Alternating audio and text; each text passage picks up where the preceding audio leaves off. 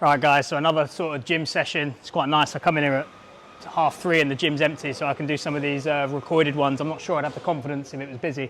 But just finished my warm-up. I've got lower body today. So this morning I had 15 400s. That's a lot of volume for the legs, so nothing maximal today. So the whole purpose of today is just to get a bit of stimulus in the legs, get some quality training, but allow myself to recover from this morning's sessions. I think in the future, I might do the gym work in the morning and then do that, but it's all about timing. This gym gets really busy in the mornings because they have classes on, so I'm trying to figure that shit out. So I've done my warm up.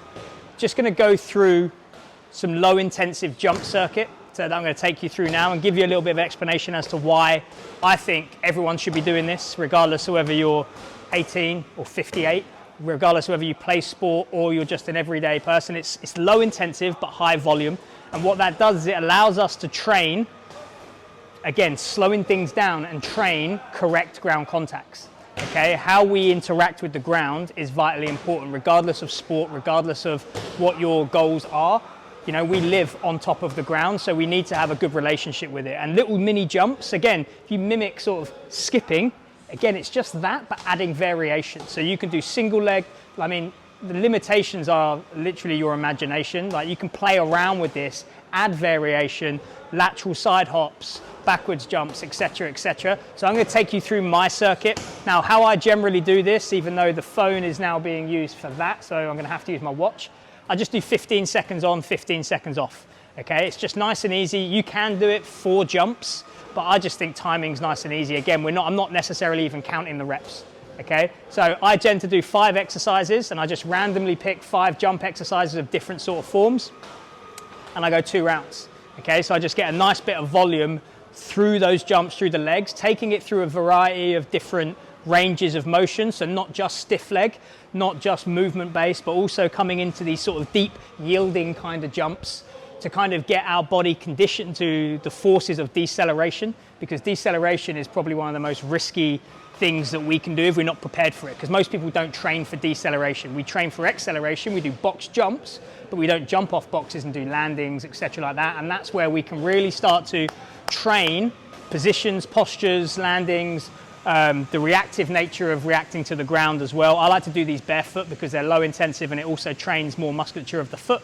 So let's get going. All right, so I'm going to start off with pogos. I like these because they just give you a nice feeling of bounce. So 15 seconds jumps, 15 seconds rest. We're going to go 5 exercises.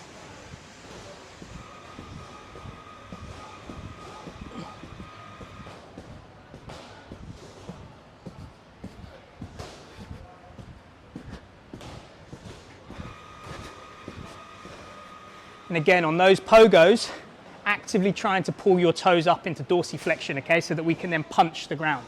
Okay, if we're jumping and our toes are stay pointing down, we're landing, collapsing, and then jumping off. We want to be active contacts with the ground, not passive, okay?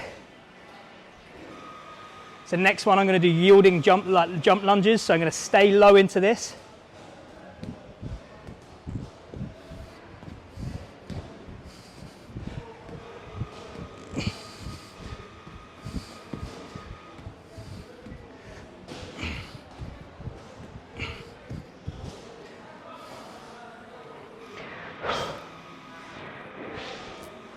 So next one, I'm going to use the bar, as you can see that.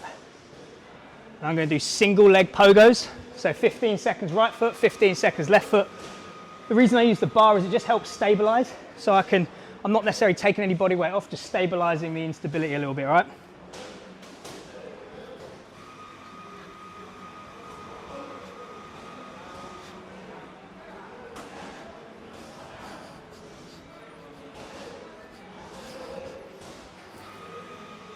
Those ones are tough.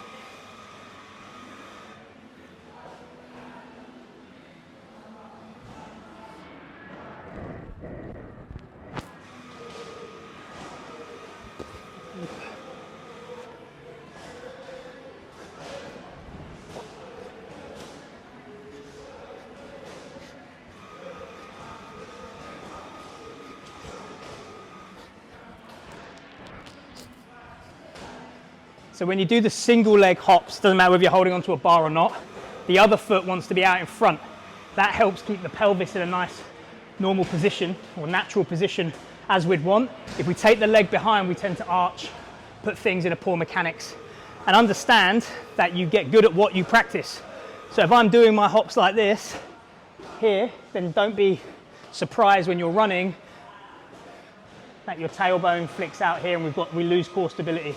Okay, it's all about bringing those pelvis under, tighten up through here so that we can transmit the force from the ground through our feet up to our upper body and project ourselves. Like I did in that bench press video the other day, we want to minimize slack in all things, everything we do. All right, so next, I'm gonna go lateral bounds. So again, sinking low into this.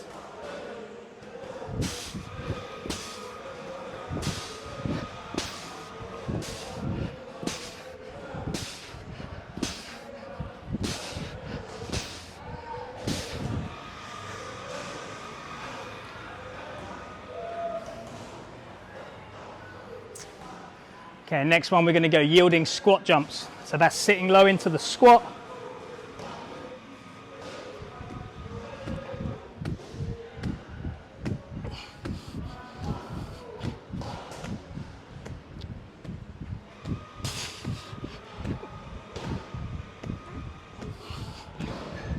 That one's a great one for weightlifters when you're catching your cleans.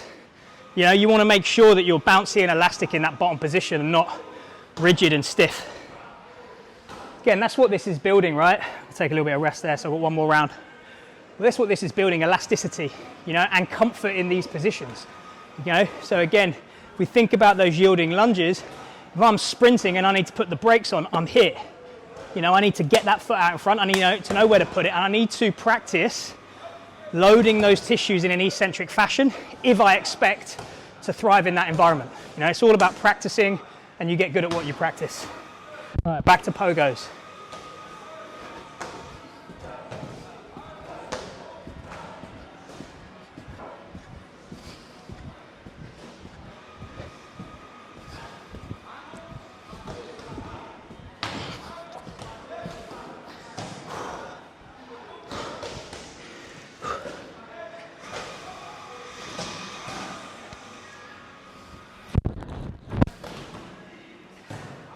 Okay, so alternate deep lunges.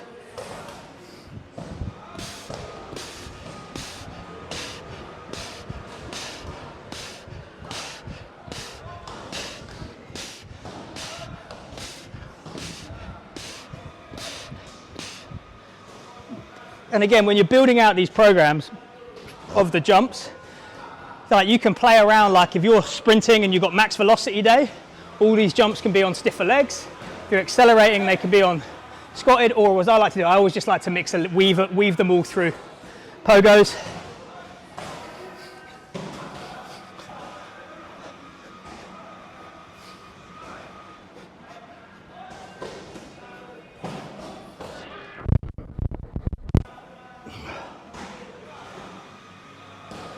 Just realised I've done 6 jumps. It's all good though. Again, you can hear from my breathing that this is conditioning as well, right?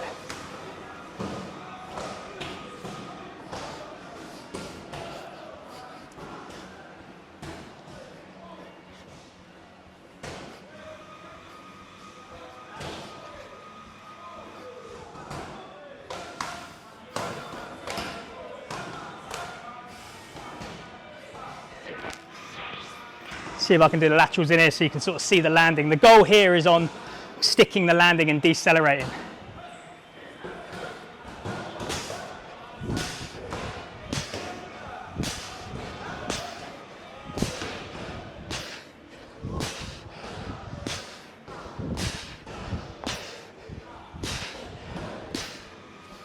Oh, I've got some nipple chafage from this morning. Oh, stinging. All right, last one, deep squat jumps.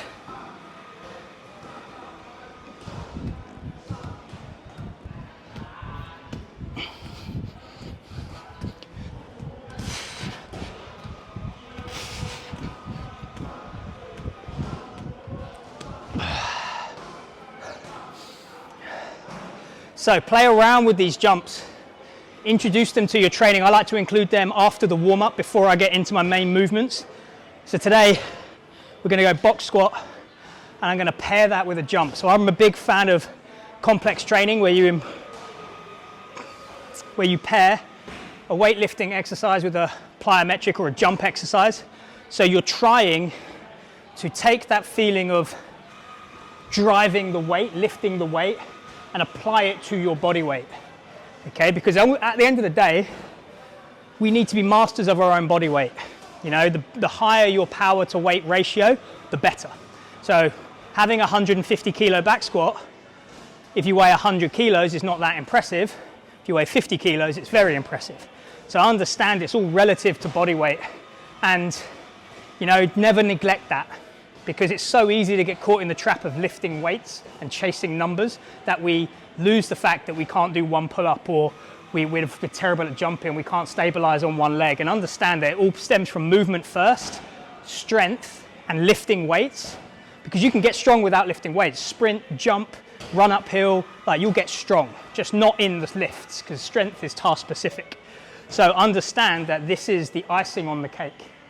Most people see this as the entire cake. You know, for me, I see it as I've mentioned before, it's a piece in a 100-piece jigsaw puzzle. So I don't want to over-invest into smashing myself with heavy weights on the bar. And you'll notice that a lot of my lifting sessions, you know, one of the ways I like to think about it is I'm actually thinking of exercises that minimize the amount of weight that I've got on my body, in the sense of bars on my back or dumbbells in my hand, because I think that's an important component to training. Oh. Yeah.